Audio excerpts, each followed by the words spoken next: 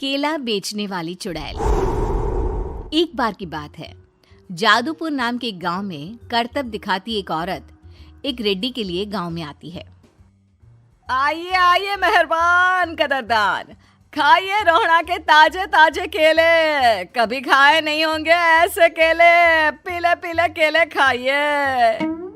ये कहकर रोहड़ा हाथों में 4 केले लिए उन्हें सर्कल में जोर जोर से हवा में उछालती हुई करतब दिखाती है, जिसे देखकर आसपास के सारे बच्चे अपने अपने मम्मी पापा से उस औरत के पास जाने की जिद करने लग जाते हैं।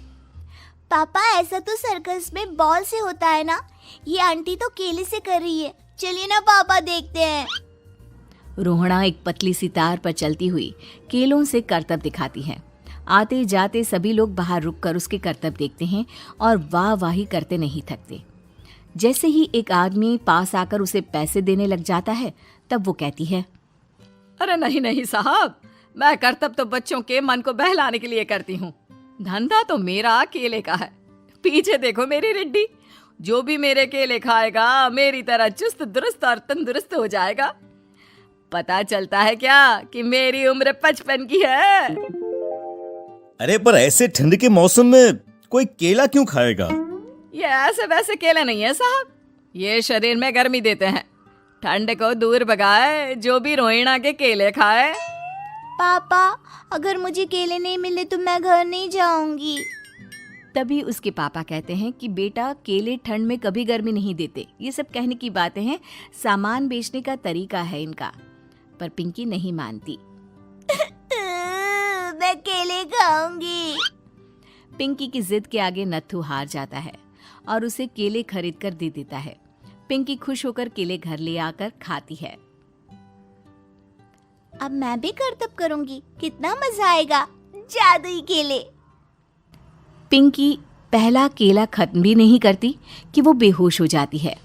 दूसरे केले से एक काला धुआं आता है और रोहड़ा चुड़ैल बनकर बाहर निकल आती है।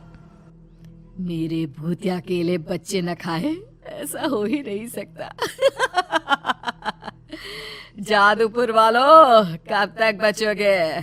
आ गई हूं मैं रोहड़ा, जिसका कोई नहीं कर सकता सामना। रोहड़ा पिंकी को गोद में उठाकर काले धुएं में कहीं गायब हो जाती है। शाम के वक्त नत्थू घर लौटता है और पिंकी को घर में ना पाकर उसकी माँ से कहता है, माँ पिंकी कहाँ है? अरे बेटा, उसे तो तू सुबह करतब दिखाने ले गया था ना, फिर कहाँ वापस आए तुम दोनों? मुझे लगा तू उसे अपने साथ मंडी ले गया होगा। हे भगवान, मेरी बच्ची कहाँ गई? मैं उसे घर ही तो छोड़कर गया था माँ। नत्थू गांव के घर कोने में अपनी बेटी को ढूंढता है, पर उसे वो कहीं नहीं मिलती। परेशान होकर आखिर रो रो कर नत्थू हिम्मत हार कर घर लौट आता है। अगली सुबह रोहड़ा फिर से करतब दिखाने आती है और इस बार पिंकी की तरह रोनी केले खरीद लेता है। 50 रुपए दिए थे पापा ने, सारे पैसों की मैंने केले खरीद लिए हैं। अब मैं भी आंटी की तरह ही करतबबाज बन जाऊंगा। यही सोचते हुए रोनी केले खाता है और पहला अकेला केला आधा खत्म भी नहीं करता कि चुड़ैल उसके सामने आ जाती है।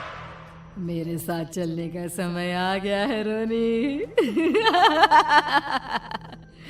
ये तो बस शुरुआत है। अब इस गांव के सारे बच्चे धीरे धीरे मेरे कब्जे में होंगे, एक बच्चा भी नहीं बचेगा। ये कहकर रोनी को गोद में लेकर काले धुएं में अदृश्य हो जाती है। इसके बाद हर रोज गांव में से कोई ना कोई बच्चा गायब होता, पर ऐसा क्यों हो रहा है किसी को भी समझ में नहीं आ पा रहा था। रोज की तरह अपनी बेटी पिंकी की तलाश में नत्थू गांव के एक तालाब के पास बैठा रो रहा था। कहाँ गई मेरी पिंकी? शकुंतला के जाने के बाद एक वही तो मेरा सहारा थी। अरे उसकी आत्मा कोस रही होगी मुझे कि मैं अपनी बच्ची को संभाल भी नहीं पाया। नत्थू ये कहता हुआ रो ही रहा था कि तभी तालाब में से उसे शकुंतला की आवाज सुनाई देती है। कहाँ थी तुम शकुंतला? हमारी बच्ची और सारे गायब हुए बच्चे रोहड़ा के कब्जे में हैं। वो बच्चों को जो केले देती है उससे बच्चे बेहोश हो जाते हैं और उसके कब्जे में आ जाते हैं और वो उन्हें ले जाकर काली दुनिया में ले जाती है। पर वो ऐसा क्यों कर रही है? ये मैं नहीं जानती, पर उस दुनिया का रास्ता मैं आपको बता सकती हूँ। जहां ये नदी खत्म होती है वहां एक केले का पेड़ है, उसके नीचे एक दरवाजा है, वहीं से रास्ता जाता है उस दुनिया का। ये कहकर शकुंतला की आत्मा गायब हो जाती है। गांव के सभी लोग झुंड बनाकर उसी रास्ते से काली दुनिया में चले जाते हैं और वहां देखते हैं कि सारे बच्चे वहां काम कर रहे थे। पापा मुझे ले चलो यहाँ से। पापा पापा। सभी बच्चे अपने मम्मी पापा से लिपट जाते हैं। तो तुम लोग यहाँ तक आ गए? क्यों हमारे बच्चों को पकड़ लिया तूने? तुझे शिकार ही बनाना है तो ले, हम सब आ गए हैं, हमें खा ले। नहीं, मुझे बच्चे चाहिए। मेरे बच्चे के बदले तुम लोगों के बच्चे। क्या मतलब? मैं इसी गांव में रहने वाली एक औरत थी। केले की चोरी के इल्जाम में मेरे बेटे को गांव वालों ने इतना मारा कि वो मर गया। उसी दिन मैंने ठान लिया कि गांव वालों का भी वही हाल करूंगी। कुछ दिन बाद बेटे के चले जाने के दुख में मैं भी मर गई और मेरी भटकती आत्मा एक चुड़ैल बन गई। और फिर मैंने बदला लिया तुम सबके बच्चे छीनकर। बर्दाश्त नहीं कर पाए ना? सोचो मुझ पर क्या बीती होगी। हमें माफ कर दो रोना। पता नहीं ये किसकी गलती थी, पर हम सभी माफी मांगते हैं। हमारी खुशियां लौटा दो, तुम भी तो एक माँ हो। गांव वालों की बात सुनकर रोना का मन पिघल जाता है और वो बच्चों को छोड़ देती है। उसके बाद काली दुनिया बच्चों के लिए जादुई दुनिया बन जाती है। अब कोई भी कभी भी वहां आ जा सकता था।